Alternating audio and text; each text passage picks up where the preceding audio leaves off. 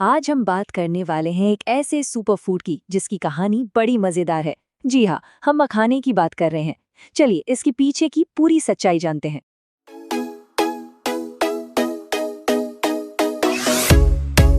अच्छा, दुकानों में मखाने का पैकेट तो देखा ही होगा और उस पर ये कीमत भी 1000 रुपए किलो।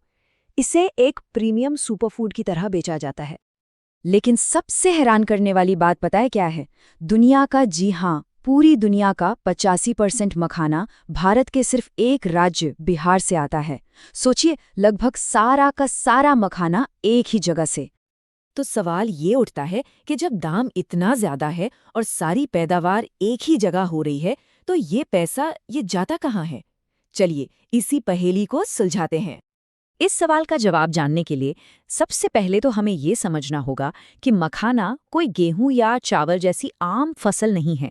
इसकी खेती का तरीका ही एकदम अलग है।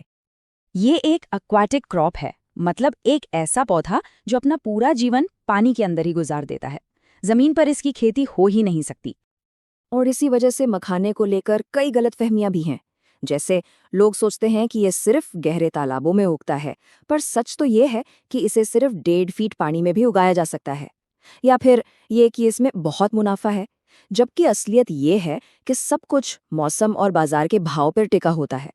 इसकी पहचान इतनी खास है, इतनी यूनिक है कि इसे बाकायदा मिथिला मखाना नाम से जीआई टैग भी मिला हुआ है। ठीक वैसे ही जैसे दार्जिलिंग चाय या कांचीपुरम की साड़ी को मिलता है। किसान इसे उगाने के लिए दो तरीके अपनाते हैं। एक है पारंपरिक तालाब वाला सिस्टम और दूसरा है नया खेत वाला सिस्टम। अब आप देखिए, खेत वाले सिस्टम में पानी कम लगता है, बीज कम लगता है, लेकिन पैदावार ज्यादा होती है। मतलब ये ज्यादा सेफ और फायदेमंद तरीका है। चलिए अब जरा इसके पूरे कल्टीवेशन साइकिल पर नजर डालते हैं और यकीन मानिए, ये किसानों के लिए जी तोड़ मेहनत का काम है। ये पूरा प्रोसेस कई महीनों का होता है। फरवरी में नर्सरी लगती है, मार्च में पौधों को पानी भरे खेतों में लगाया जाता है और फिर जुलाई तक पानी और खरपतवार का ध्यान रखना होता है। कटाई का सीजन आता है अगस्त सितंबर में। इसमें एक स्टेप होता है ट्रांसप्लांटिंग का, जो सबसे ज्यादा मुश्किल है। इसमें होता क्या है कि पौधों को नर्सरी से निकालकर खेत में लगाना होता है, और ये सब करने के लिए मजदूरों के पास सिर्फ 30 मिनट होते हैं। जी हाँ, सिर्फ आधा घंटा। अगर इससे ज्यादा देर हुई तो सारे पौधे सूखकर मर जाएंगे। तो पूरी फसल की कामयाबी बस दो चीजों पर टिकी होती है। पहला, वाटर मैनेजमेंट। पानी का लेवल ठीक 1.5 फीट पर बना रहना चाहिए, न कम न ज्यादा। जरा सी बारिश ज्यादा हुई तो पूरी फसल बर्बाद। और दूसरा है वीड मैनेजमेंट। पानी में खरपतवार इतनी तेजी से उगती है कि अगर उसे हाथ से ना निकाला जाए तो वो मखाने के पौधों को बढ़ने ही नहीं देगी। पौधा उग गया, फसल तैयार हो गई, लेकिन असली कमर तोड़ मेहनत तो अब शुरू होती है, यानी हार्वेस्टिंग और प्रोसेसिंग। हार्वेस्टिंग एक बार में नहीं होती, बल्कि 3 स्टेज में होती है। मजदूरों को कीचड़ और पानी में घंटों खड़े रहकर नीचे डूबे हुए काले बीजों को हाथ से बीनना पड़ता है। इन बीजों को गुरी कहते हैं।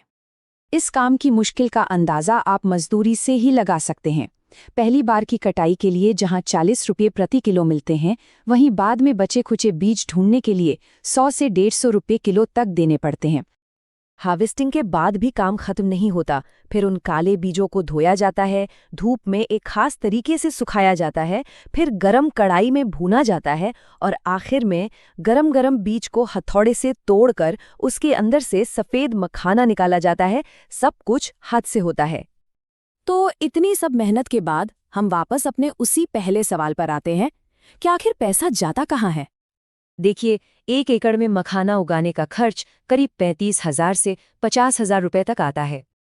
लेकिन जब फसल बिकने के लिए बाजार पहुंचती है, तो किसान बताते हैं कि व्यापारी मिलकर दाम गिरा देते हैं। उन्हें 1 किलो के सिर्फ 200 से 300 रुपए ही मिलते हैं, और ये रेट भी फिक्स नहीं होता, लगातार ऊपर नीचे होता रहता है। किसानों का साफ कहना है कि दाम तय नहीं होता। जब माल पहुंचता है तो व्यापारी रेट गिरा देते हैं। मतलब पूरा बाजार ट्रेडर्स के कंट्रोल में है।